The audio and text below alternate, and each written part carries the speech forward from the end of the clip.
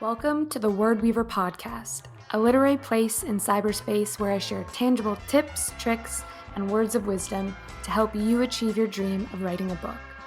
I'm your host, Louise Johnson, a writer and the author of Behind the Red Door. Let's dive into today's chapter.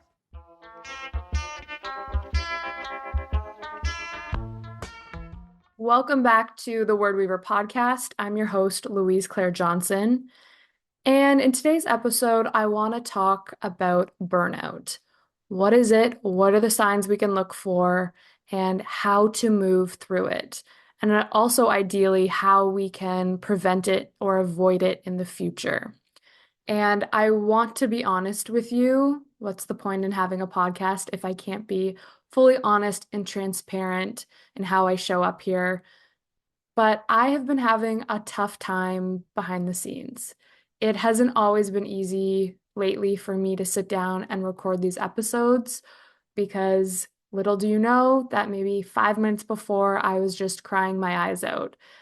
And I'm all too aware of how social media makes it look like people have their lives together. It's this curated highlight reel of moments. And I do know that I'm complicit in making it seem like I have everything together. And I want to be honest that I don't feel like I'm thriving in all areas right now.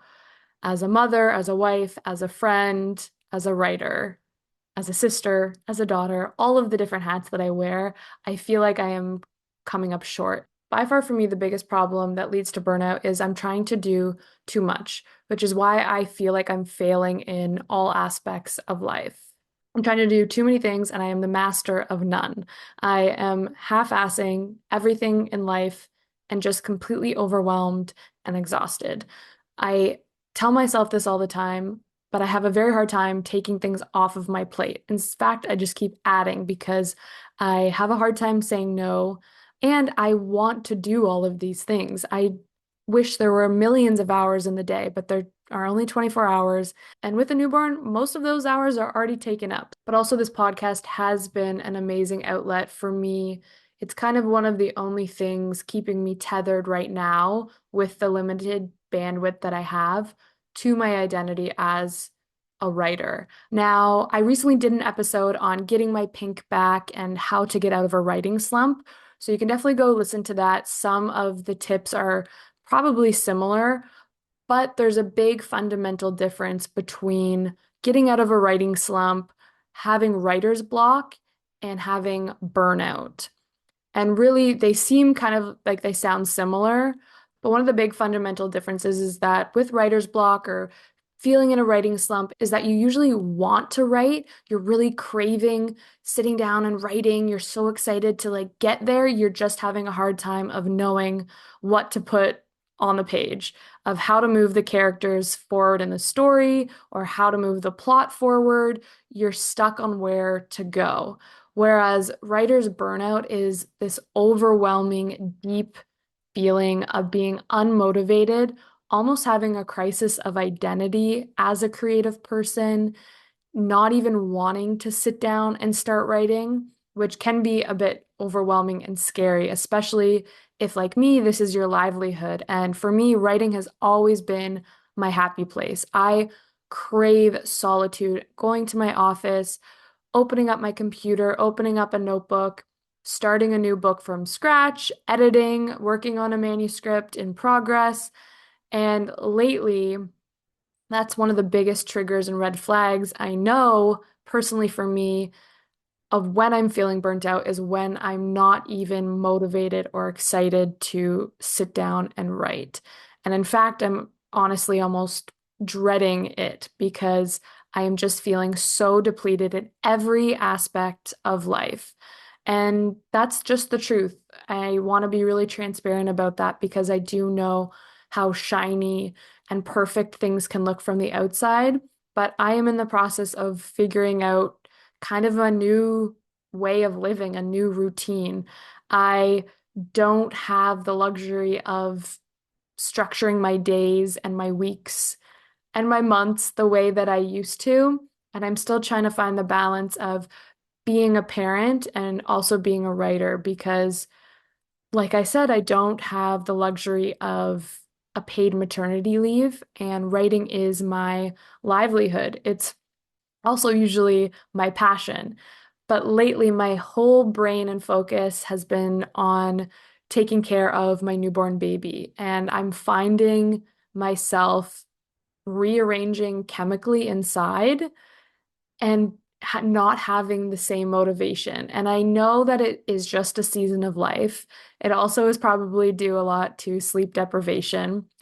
But lately, I've just been feeling like I am failing in every aspect in life. And that's just the honest truth. I feel like I'm failing as a mother when I'm trying to work on the podcast and write. I feel like I'm failing as a wife, as a friend, even as a daughter and a sister, not checking in with my parents or my sisters enough to see how their lives are going, which is something that I really care about, but I don't have the bandwidth even to take on what other people are doing because I'm so burnt out. I am just at the bottom, feeling like I'm failing at everything. And the big thing is that I acknowledge this is where I'm at. I am burnt out. And it's taken me months to get here. There's been a lot of crying that you don't see before I even come on these podcast episodes, really struggling to figure out my new way of life, my new way of being, and what I care about. Because to be frank, all I care about is my baby right now. And I prided myself on, I said I was never going to be that mother who all she talked about was her baby or all she posts about is her baby. But now I understand why people do that because it's all consuming. It's all you care about. And it's just such a miracle watching this little baby grow. And you're also just trying to figure out this new normal. It is truly the most transformative, mentally, physically exhausting, but rewarding thing that I've ever gone through. And that is where I am at right now. And part of me would love to give myself a true maternity leave in Canada that can be up to 18 months. I know it's a lot less in the States to really focus and soak in all of these newborn cuddles and focus purely on my baby. Part of me really craves that. But I've said in previous episodes, I am a solo entrepreneur. I am the one that has to keep the train chugging. And taking myself out of the game, the writing game, for that long, I fear would be a detriment. And maybe that's not true. Maybe I could come back in a year and it would be fine. Part of me fears that I would just be so out of it that I wouldn't even know how to pick back up. But the other part of it is that I really do love what I do. I love connecting with other authors on this podcast. I love writing.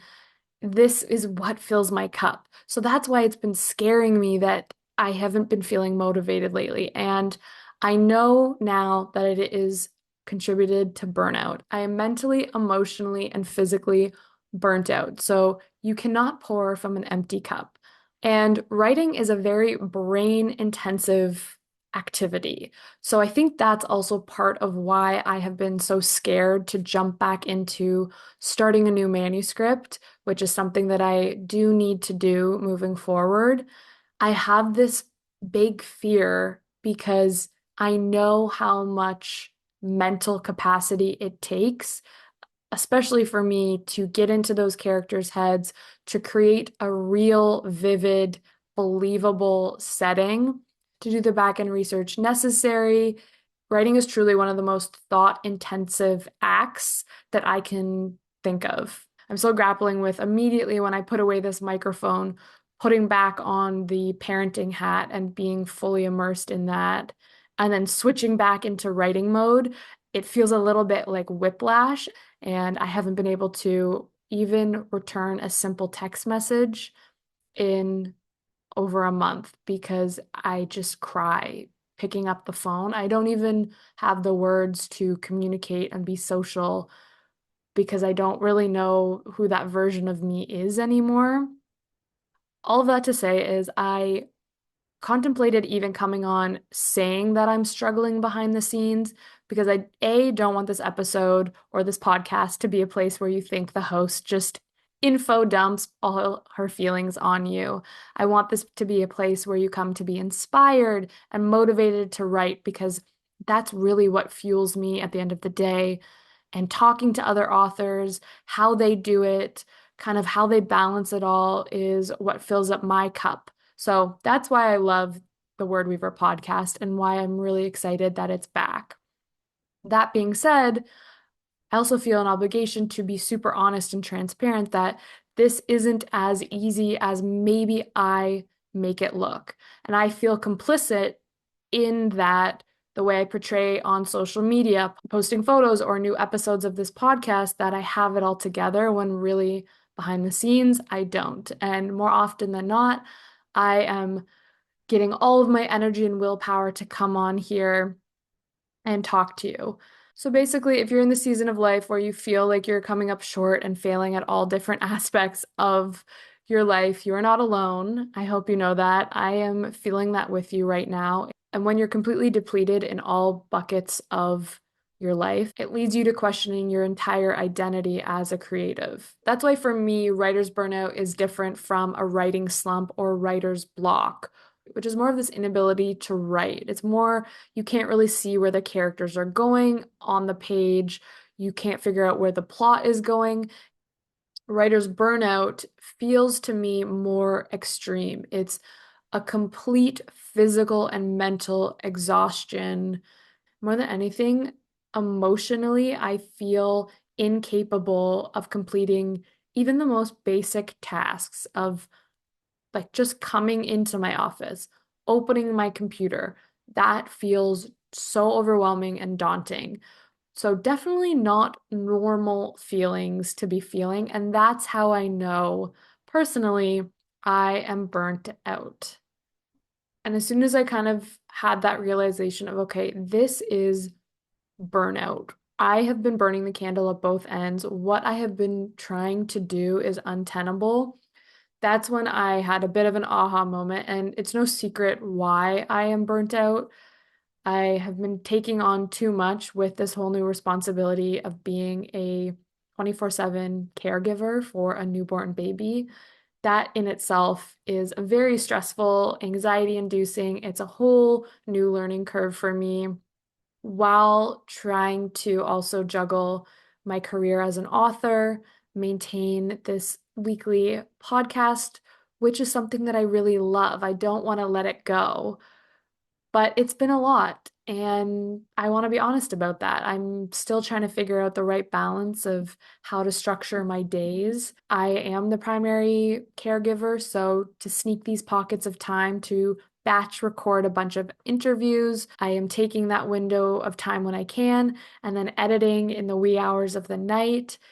There's just been a lot, and I don't want that to be glamorized. I think we really do glamorize hustle culture and grind culture. I am hoping to, once I'm out of this, I think a newborn stage is all encompassing, but I'm hoping to slow down. I really like the art of slow living. I think there's something very nice about just focusing on a few key areas. And I know I'm going to have to cut back on different things. I'm not quite sure what I'm going to cut yet, but it is not a fun feeling like I'm failing at everything. And it could make me cry right now, just thinking about everything that I have on my plate, everything that I want to do, that I want to accomplish, the kind of person that I want to show up as for myself, for my baby, for my husband, for my friends. I haven't been showing up the way that I want to in this world. And I'm trying to be kind to myself. The logical part of my brain knows why all of this is happening and knows that it is likely temporary, but that doesn't take away from these feelings in the moment. So if this is also the season of life that you're going through, know that you're not alone, that everyone you see out there who seemingly has it all together absolutely does not. You don't know what's going on behind the scenes for anyone. We're all trying to juggle these different hats, these different parts of our personalities, these different parts of our identities.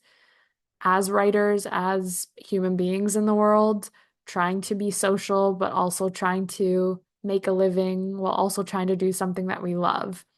It's hard to figure out how to structure your days and your weeks and your months, which ultimately creates your life.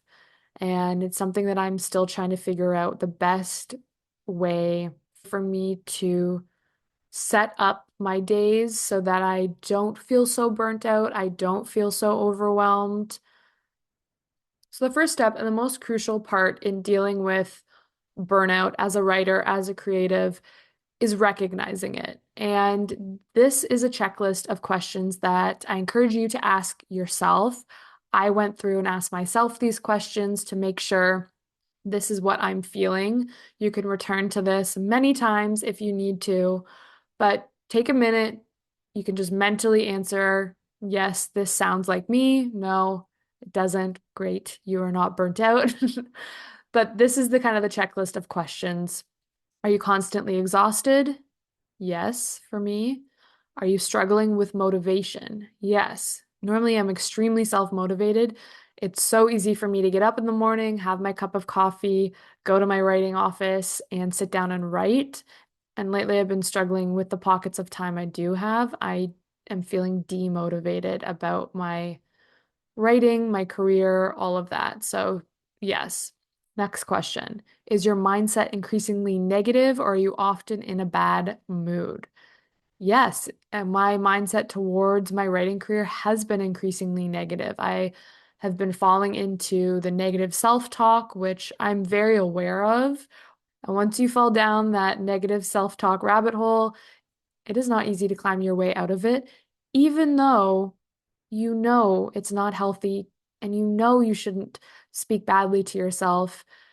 It's not always easy. It's hard to do. So, yes to that. And behind the scenes, I have been in a terrible mood. I've been trying not to take it out on anyone, but I haven't been feeling good. I've been crying nonstop. I again, know that I'm showing up here. I've pulled myself together. I know that when I'm showing up here, it doesn't look like that because I don't want to come on here crying a mess. I think that is something, just as an aside, also in our culture that I don't really like this trend of crying Instagram reels and just complaining and dumping our feelings online.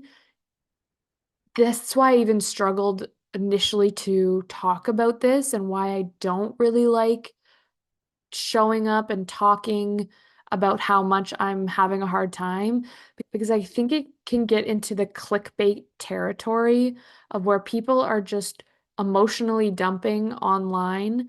Yes, to be relatable, I think that is a good part of it. You can see yourself in other people. And again, that's part of why I decided to share because I do think there's something comforting about knowing somebody else is going through what you're feeling.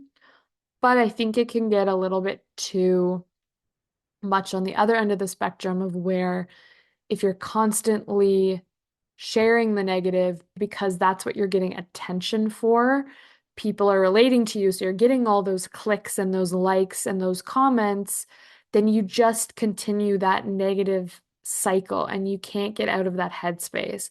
So I'm very weary and cognizant of not oversharing the negative. And also for me, I don't want to be a negative person. I am usually an optimist. I like waking up, being in gratitude. I write my gratitude journal. I would rather be kind of overly cheery, overly happy than dwell in the negative. But lately, that's not how I've been feeling. I haven't been waking up cheery and optimistic as much as usual. So that's how I know that I am burnt out. So, other questions to ask yourself, are you having a hard time remembering things? Do you feel anxious and overwhelmed? Yes. Has your output slowed down and the quality of your work suffered? Do you feel run down and in a general state of poor health? Has writing lost all its joy for you? Are you using alcohol or other stimulants as a crutch to numb out? This can also be binge watching TV, not doing your regular tasks that you know you should, procrastinating because you are just burnt out. You don't have the energy to do it. Do you sleep poorly?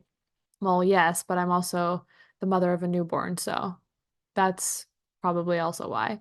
Are you becoming more insular and retreating from the world at large? This is a huge one. Yes. And one of the big reasons why I really realized I'm in a bad bout of burnout because I have had a hard time even answering a simple text message.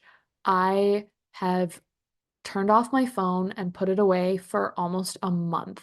I know that probably sounds insane to a lot of you, but it just filled me with so much overwhelming anxiety responding to a text or to a friend when I'm not feeling like I can even have a normal conversation with someone. I don't feel good. So can't even ask someone else how they're feeling. I don't have the capacity to take on other people's feelings, even if they're having a great day. Normally, I love connecting with friends like that, but I just couldn't even ask those questions. I couldn't even engage in a normal conversation. And part of me having this paralysis of even turning on my phone and answering a text message is because, again, I am the type of person that doesn't like to emotionally dump on my friends.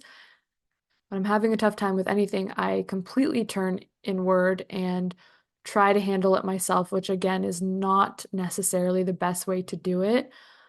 But I don't like to burden other people with my problems because I just keep thinking everyone else has shit going on. Everyone else is having tough times behind the scenes, and I don't need to add to that. It also, I feel like, doesn't necessarily help me to keep talking about it. Like I said, I don't want to be one of those people that just dwells in the spiral. So I just struggled with, I don't want to be fake and pretend that I'm happy because I'm really struggling. And I don't want to keep talking about how much I'm struggling on text. So it's the catch-22 of I don't even know what to talk about. I don't even know how to be happy or sad because I'm just in this state of complete chaos. So whether it's the right thing to do or not, I just turned off my phone and hid from the world, which is not healthy. I do not recommend this as a coping mechanism. And again, one of the signs of burnout when you turn insular and you retreat from the world at large. So if you, like me, answered yes to all or several or a handful of those questions, a lot of them seem very general, like are you anxious? Are you stressed? I feel like that's kind of being a writer or even just a woman in the world.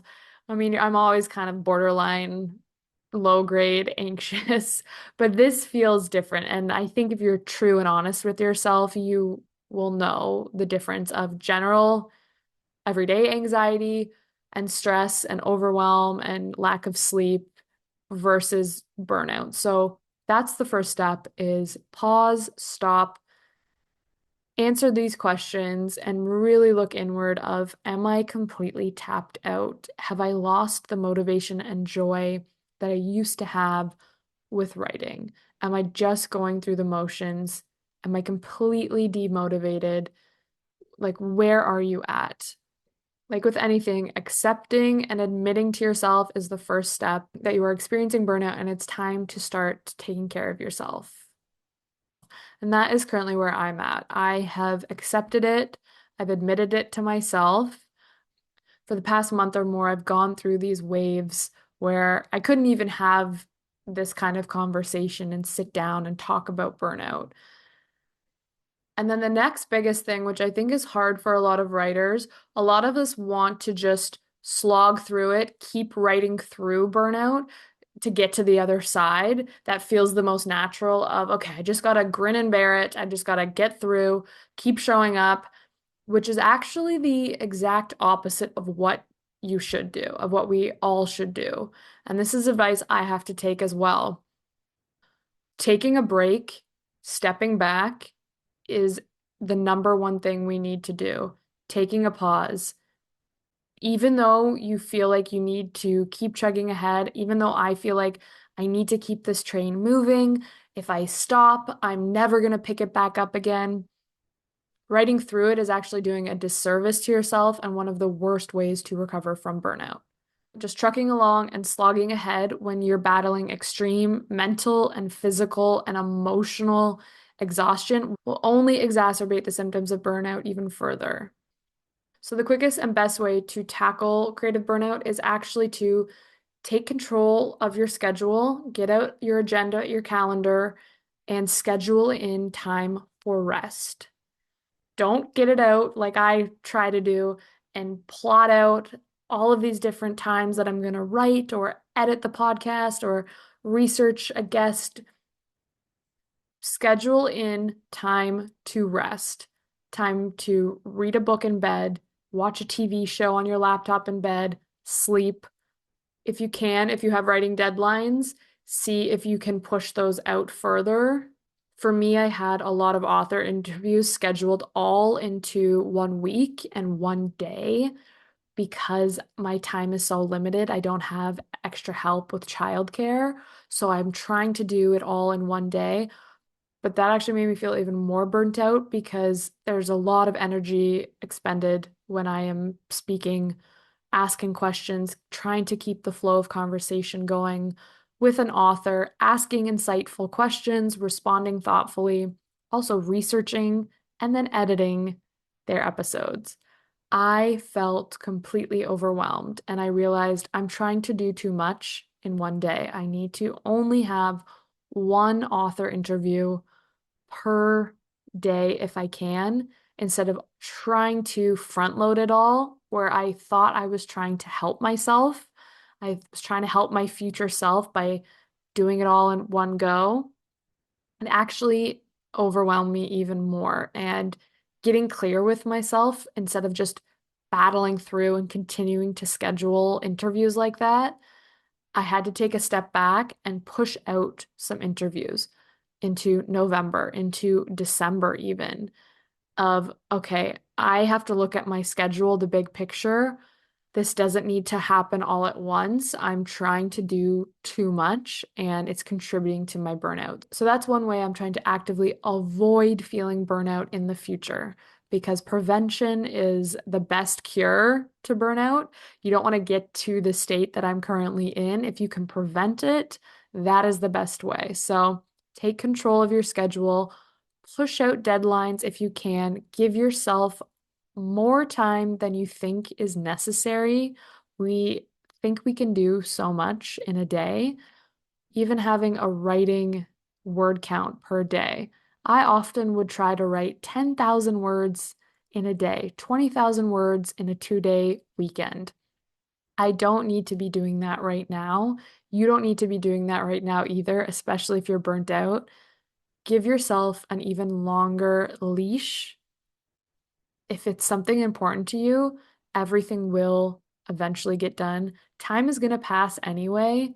And oftentimes you have to remember that we are our own suns with planets revolving around us.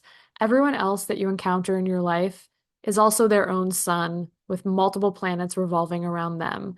They are concerned about their own planets. They are not as concerned about you and what you have going on and all of the planets that you think are so important.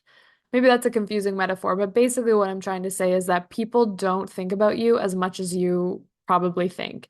Everyone is more concerned with their own stuff that they have going on. So if you need to move a deadline, if you need to ask your editor, "Hey, I'm burnt out. I really am having a tough time. This is untenable," or pushing at a work deadline. If that is possible, it's not fun asking to push something out, especially as a people pleaser. You want to hit these deadlines, but if it's going to make the journey to get there more enjoyable, do it for yourself. Do it for your future self. Don't try to front load everything, especially like I do. It is just going to lead to further and a deeper hole and a harder to get out of. For me, I'm really trying to get used to working at a slower pace. That is hard for me. I am used to go, go, go. I don't love hustle culture. I don't like that whole idea, but that's what I was kind of brought up with, that if you want to get things done, you got to overfill your schedule. And I also just think I can get so many things done in a day. So I'm constantly on, constantly trying to work. And that's how I used to work before I had a baby. But I'm no longer in that stage of life where I have the freedom to schedule my calendar the way I want to. And I could work nonstop. I could work 24 hours.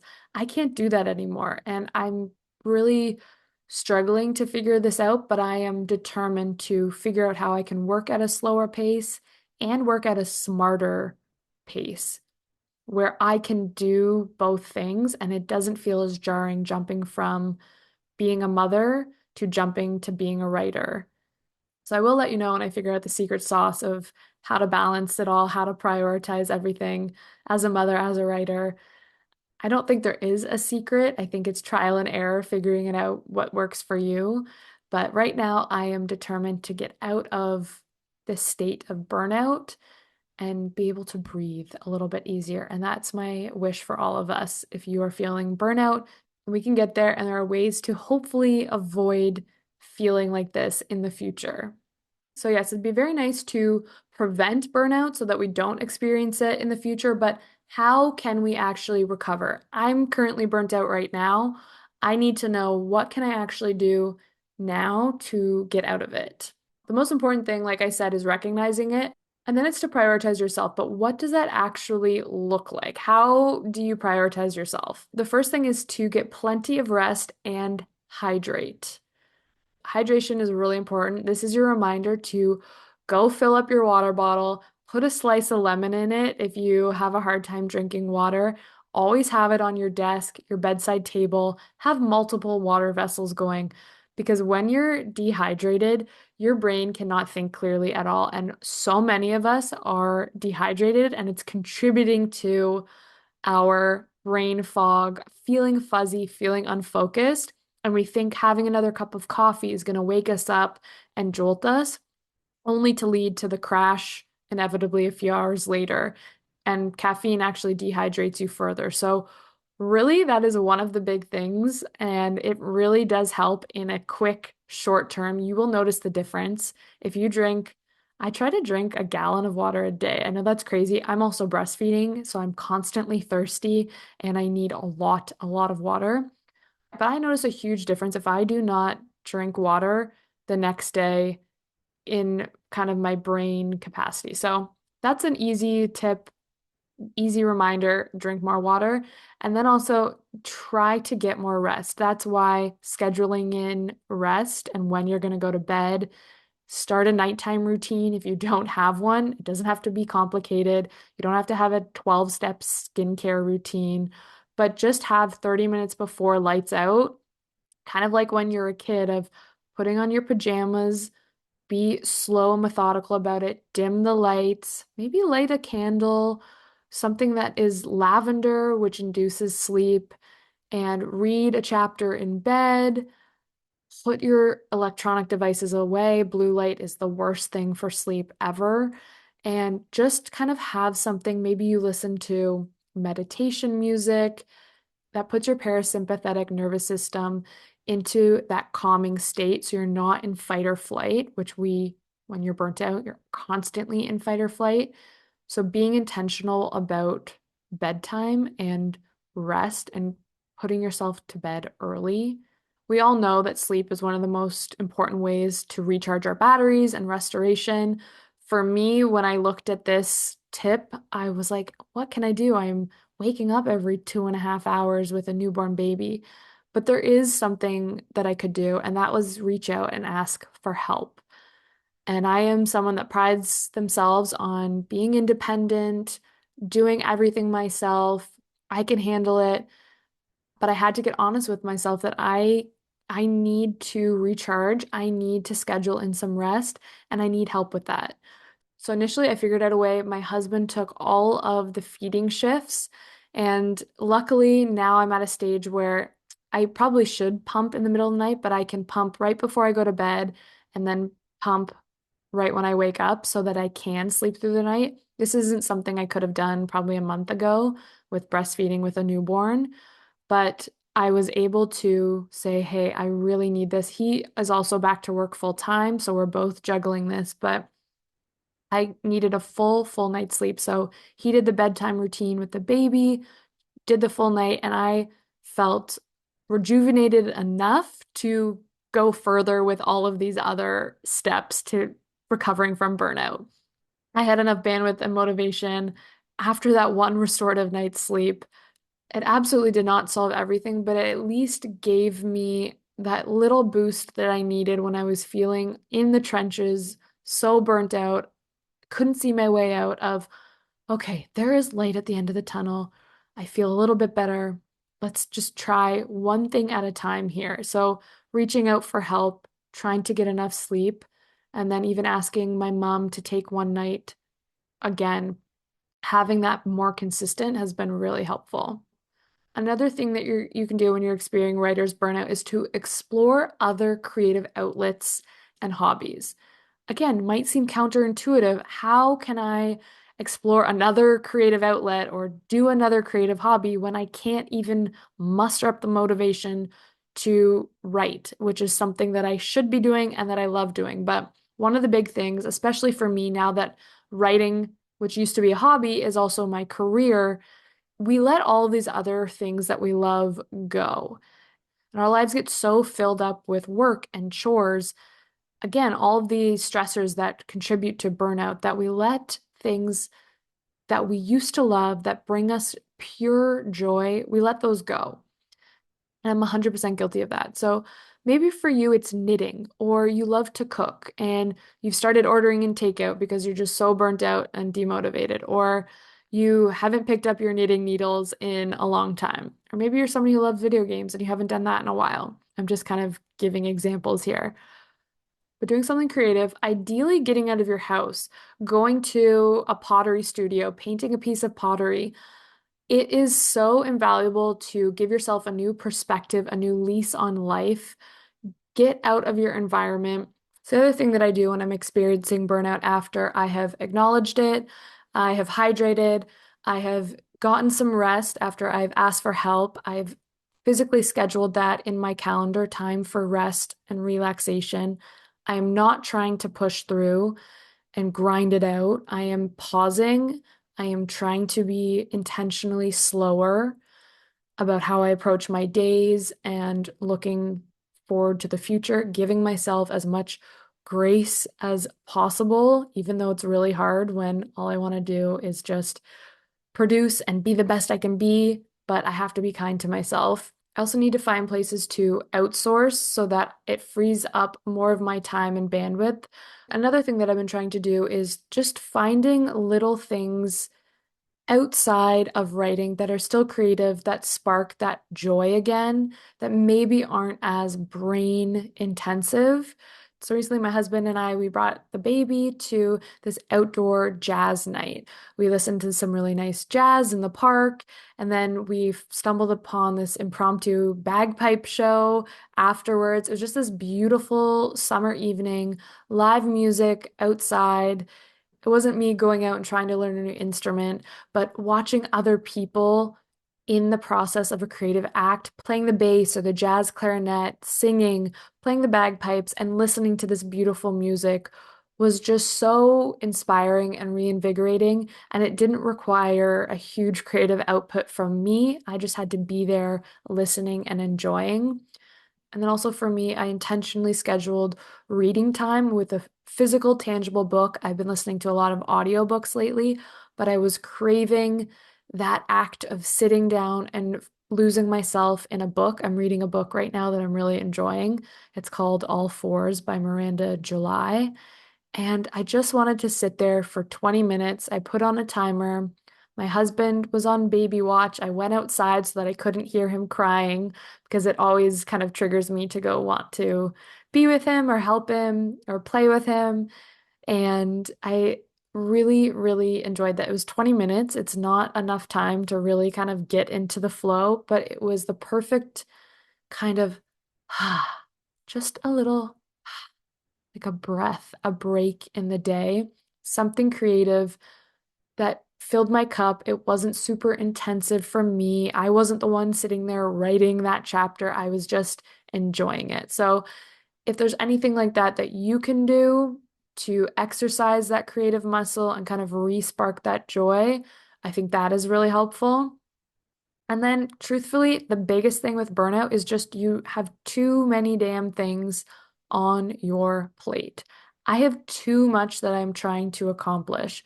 Looking after a baby in itself is a huge job. Adding all of this extra stuff, this podcast, trying to write a new book.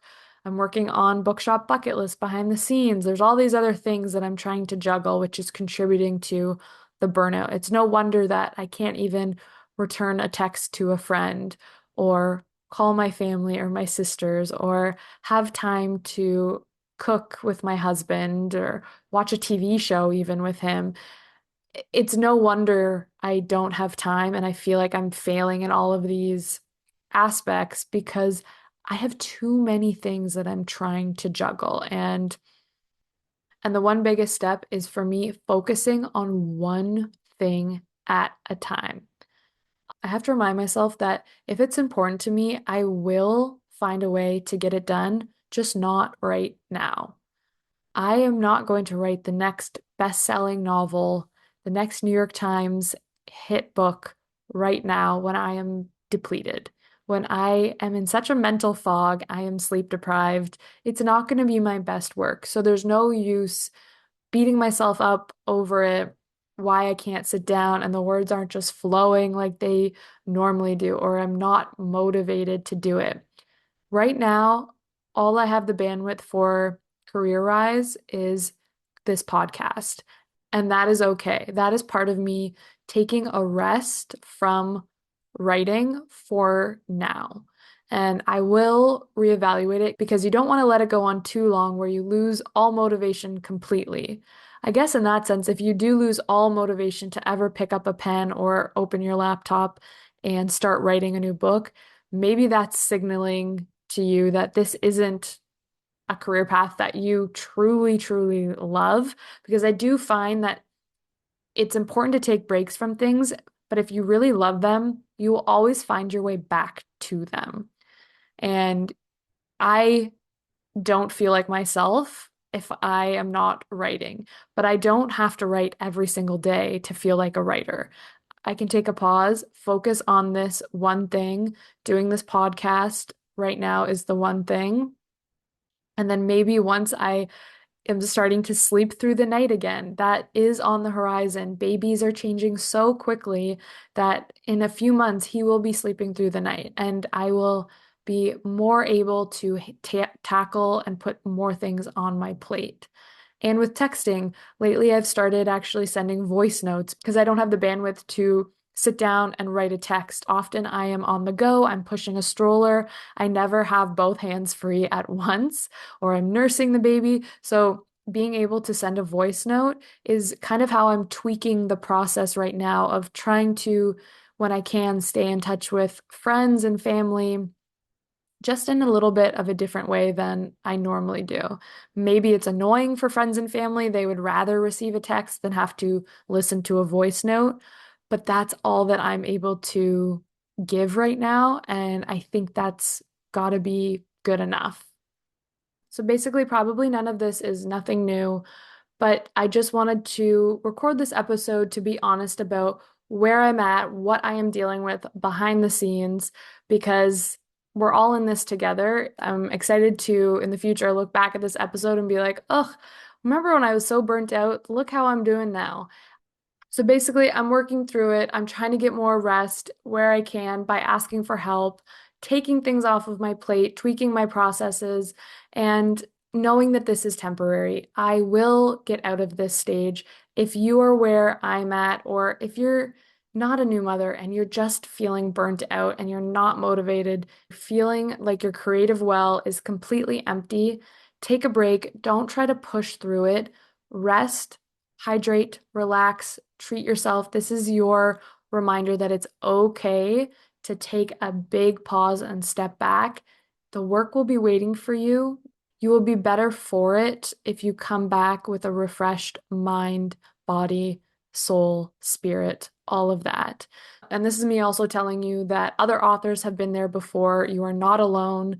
We are all in this situation at varying points of our careers, and we just have to be as kind to ourselves as possible. So I'm trying to practice what I preach and I wanted to just talk about it. I think it's really important to keep this line of dialogue open and share where we're at because it's not easy being a writer. This is, like I said, one of the most brain intensive, all-consuming career paths, and we do it because we love it and it's like breathing. You can't imagine something else. But maybe some of these tips or just hearing me talk about it will be helpful. And remember, this too shall pass.